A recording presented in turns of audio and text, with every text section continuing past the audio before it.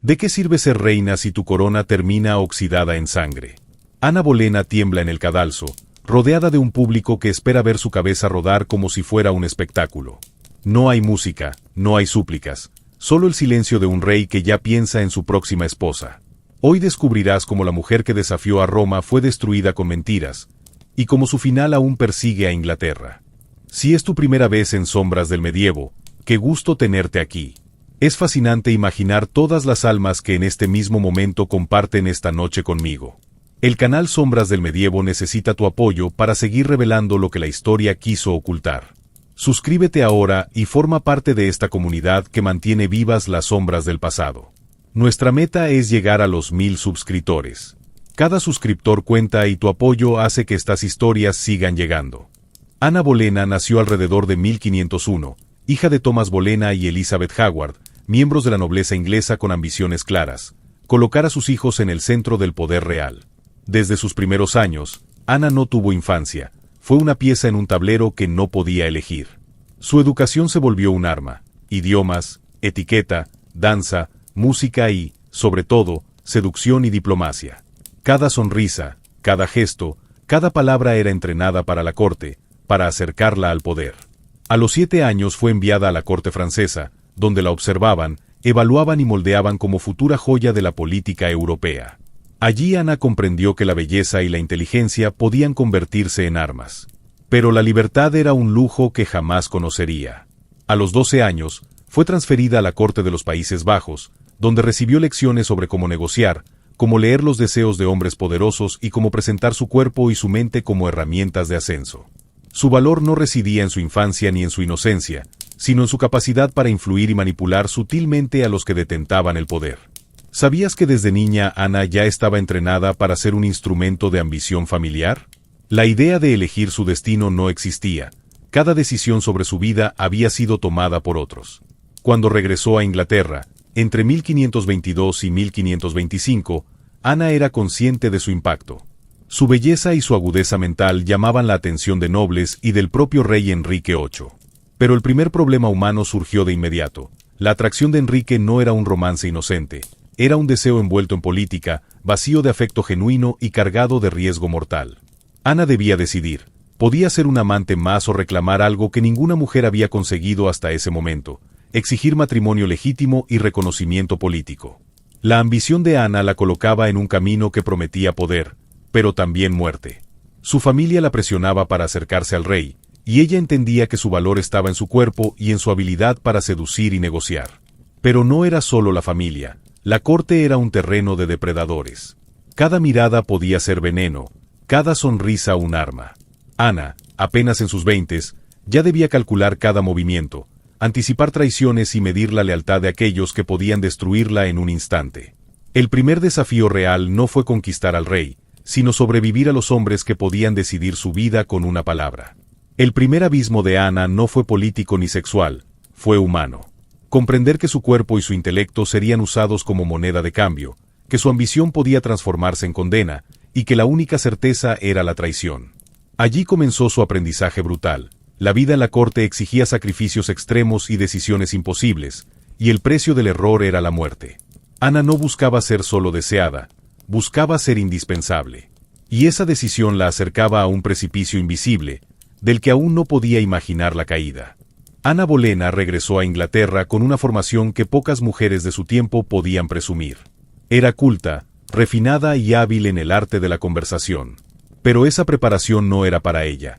Era para servir de arma en las manos de su familia y en el juego de poder del rey Enrique VIII. Enrique ya estaba casado con Catalina de Aragón, una reina devota y de gran prestigio, pero que no había podido darle el heredero varón que tanto ansiaba. Ana apareció en ese momento exacto, como una chispa de ambición que encendió la obsesión del monarca. Él la deseaba como amante. Ana, presionada por su familia y consciente de lo que estaba en juego, rechazó el papel de concubina. Exigió algo más. La negativa de Ana a ser solo un amante fue su jugada más arriesgada, y la que selló su destino. El rechazo de Ana no apagó la pasión del rey, la multiplicó. Enrique, acostumbrado a conseguir todo lo que quería, se enfrentó por primera vez a una mujer que lo desafiaba. Y ese desafío lo enloqueció. La corte entera comenzó a girar en torno a esta tensión. Se hablaba en voz baja de la dama que osaba negarle al rey lo que tantas otras entregaban sin resistencia. Para Ana, la estrategia parecía funcionar. Enrique prometió matrimonio. Prometió coronar la reina. Pero esas promesas tenían un costo inimaginable. Para casarse con ella, Enrique debía romper con la Iglesia Católica y divorciarse de Catalina de Aragón, lo que implicaba desafiar al Papa y poner en riesgo el equilibrio político de toda Europa. Lo que comenzó como un juego de seducción se transformó en un terremoto religioso y político que arrastraría a miles de inocentes. En 1533, Enrique rompió oficialmente con Roma, creó la Iglesia Anglicana y se casó con Ana. Ella fue coronada reina de Inglaterra. Parecía un triunfo, pero en realidad era el inicio de su ruina. Ana estaba en la cima, pero esa cima era un terreno minado. Su embarazo fue vigilado con la ansiedad de todo un reino. Si daba a luz un hijo varón, su poder quedaría consolidado. Pero el 7 de septiembre de 1533, Ana dio a luz a una niña, Isabel. El rey, decepcionado, ocultó mal su disgusto. El error de nacer mujer convirtió a la recién nacida Isabel en símbolo de fracaso, y a su madre en blanco de odio. La presión sobre Ana creció. Tenía que dar un hijo varón, a cualquier costo. Los embarazos posteriores terminaron en abortos espontáneos y mortinatos. Cada pérdida era un golpe psicológico, cada fracaso un recordatorio de que el tiempo se agotaba. Enrique empezó a distanciarse, y lo que era devoción se convirtió en desprecio. En menos de 3 años, Ana pasó de ser la mujer más deseada de Inglaterra a convertirse en una carga insoportable para el rey. El entorno se volvió hostil. En la corte circulaban rumores. Ana era manipuladora, bruja, incluso se decía que tenía deformidades físicas ocultas, como un sexto dedo o marcas en el cuerpo. La maquinaria de desprestigio se activaba. Su familia, que antes la había empujado al poder, ahora no podía protegerla. Su hermano George también se vio arrastrado a este torbellino de intrigas. En 1536, Enrique ya tenía en la mira a otra mujer, Jane Seymour. Para liberar el camino hacia ella, Ana debía desaparecer. Y entonces ocurrió lo impensable, surgieron acusaciones formales contra la reina. Adulterio, traición y algo aún más repugnante, incesto con su propio hermano, George Bolena. ¿Quién podía inventar una acusación tan abominable? Justamente quienes necesitaban destruirla. El plan fue diseñado con precisión. Los supuestos amantes de Ana, 5 hombres de la corte, fueron arrestados y sometidos a interrogatorios y torturas. Todos negaron los cargos, pero sus confesiones fueron fabricadas. George Bolena fue incluido en la lista, acusado de mantener relaciones sexuales con su propia hermana para engendrar al heredero que Enrique no podía darle. El escándalo ya no tenía vuelta atrás. Ana estaba atrapada en un laberinto de mentiras del que no existía salida. El 2 de mayo de 1536, Ana fue arrestada y trasladada a la Torre de Londres. Desde ese momento, ya no era reina, era prisionera. Lo que alguna vez pareció un ascenso imparable se había transformado en la caída más brutal y pública que una mujer podía sufrir en la Inglaterra de los Tudor. La corrupción de la corte había llegado a su punto máximo. Los consejeros del rey, los jueces, incluso los testigos, eran parte de una maquinaria destinada a borrar a Ana del mapa. El mismo poder que la había coronado ahora la aplastaba sin piedad. Ana había jugado con el poder, y el poder decidió que debía ser sacrificada. El caso de Ana Bolena no fue un hecho aislado. En la Europa del siglo XVI, las mujeres de la nobleza rara vez tenían control sobre su destino. Sus cuerpos eran extensiones de la política, y sus matrimonios herramientas para sellar alianzas o eliminar enemigos. Lo que ocurrió con Ana fue extremo, pero también representó un patrón repetido con variaciones en Francia, España y los estados italianos. Lo que parecía un romance apasionado entre rey y dama, en realidad fue un experimento político que cambió la religión de todo un país. El divorcio de Enrique VIII con Catalina de Aragón no solo rompió con Roma, también abrió la herida de la Reforma protestante en Inglaterra. La decisión de casarse con Ana no se limitó a un capricho, fue la justificación de un cisma religioso que desató persecuciones, ejecuciones y guerras internas. Miles de hombres y mujeres fueron ejecutados en la hoguera, acusados de herejía, porque Ana había exigido un lugar legítimo al lado del rey. Es decir, la ambición de una familia y el deseo de un monarca desencadenaron un conflicto que costó más vidas que el propio juicio de Ana. Comparado con otras mujeres de poder, el destino de Ana fue brutalmente rápido. Catalina de Aragón fue humillada y relegada, pero murió en su cama. María Estuardo, reina de Escocia, también fue ejecutada décadas más tarde, pero tras años de prisión. Ana, en cambio, pasó de la corona al cadalso en apenas 3 años. Su caída fue más veloz que la de cualquier reina de su tiempo. El proceso judicial en su contra tampoco soporta el más mínimo análisis lógico. Los cargos de incesto eran insostenibles, los testimonios fabricados y los jueces abiertamente parcializados. La ley fue utilizada como un arma política, no como un instrumento de justicia. La reina nunca tuvo oportunidad de defenderse. No solo una reina caída, sino la evidencia de que el poder podía transformar la fe, la moral y la ley en simples decorados al servicio de un rey que se negaba a escuchar un no. El arresto de Ana Bolena no fue un trámite discreto. Fue un acto ceremonial de humillación. El 2 de mayo de 1536, la reina de Inglaterra fue llevada en una barcaza por el río Támesis hasta la Torre de Londres. La misma fortaleza donde los reyes se coronaban, ahora se convertía en su prisión. Ese traslado no se ocultó, fue organizado para que todos lo vieran, para que quedara claro que la mujer que había desafiado al rey ya no tenía ningún poder. Cada paso de Ana era vigilado, narrado y amplificado. No se trataba solo de encarcelarla, se trataba de convertir su caída en un ritual público de obediencia. La Torre de Londres, donde ella había sido recibida como reina en su coronación, ahora era la jaula donde esperaba la muerte. En sus primeras horas como prisionera, Ana mantuvo la compostura, pero los relatos indican que su calma era interrumpida por momentos de histeria y risa nerviosa. Su mente oscilaba entre la esperanza y la certeza de que estaba perdida. El juicio fue un teatro cuidadosamente montado. Los cargos de adulterio, brujería e incesto fueron leídos en voz alta frente a un tribunal compuesto por hombres leales al rey. Entre los jueces se encontraba incluso su propio tío, el duque de Norfolk, quien pronunció la condena con frialdad absoluta. La sangre, ni el parentesco, ni la corona podían proteger a quien se interponía en el camino del poder. El espectáculo se completó con la condena a muerte de los supuestos amantes de Ana, incluido su hermano George. Sus ejecuciones precedieron a la de la reina, como un recordatorio de que la familia entera había sido destruida. Ana no moría sola, moría arrastrando con ella el honor y la memoria de su linaje. Este era el verdadero ritual, la destrucción simbólica de la mujer y de todo lo que representaba. El 19 de mayo de 1536, Ana fue llevada al cadalso. Enrique ordenó un gesto de aparente clemencia. En lugar de la hacha, que podía ser torpe y cruel, dispuso que un verdugo experto en espada fuera traído desde Francia. No fue misericordia, fue espectáculo. El público debía ver una ejecución limpia, rápida, impecable. La perfección en el acto de matar. Ana apareció vestida con sencillez. Se arrodilló, pronunció unas últimas palabras en las que no acusó a nadie y pidió a Dios que protegiera al rey. No fue un acto de amor ni de resignación, sino parte del guión que le habían impuesto. Debía morir dócil, sin sembrar dudas sobre la legitimidad del monarca. Incluso en el último instante, Ana era obligada a representar un papel en la obra macabra del poder. La espada cayó en silencio, sin tambores ni gritos. El cuerpo de la reina fue depositado en un ataúd improvisado y enterrado en una capilla anónima de la torre. Así terminaba el ritual, la eliminación física y simbólica de una mujer que había osado decir no al rey. Lo que quedó no fue un simple asesinato político, sino una representación calculada.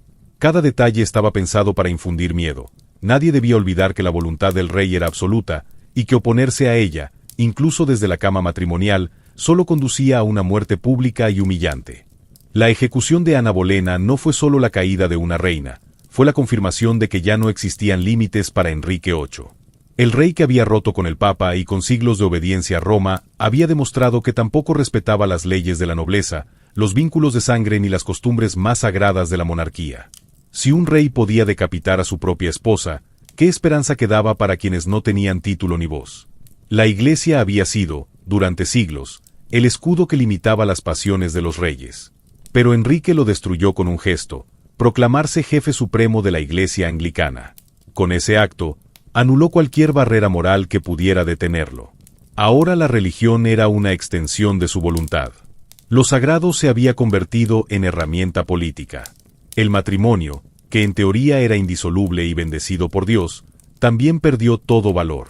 Enrique se había deshecho de Catalina de Aragón, la había reemplazado por Ana, y ahora eliminaba a Ana para instalar a Jane Seymour. La unión matrimonial, que debía ser vínculo eterno, se convirtió en un contrato revocable según el deseo del monarca.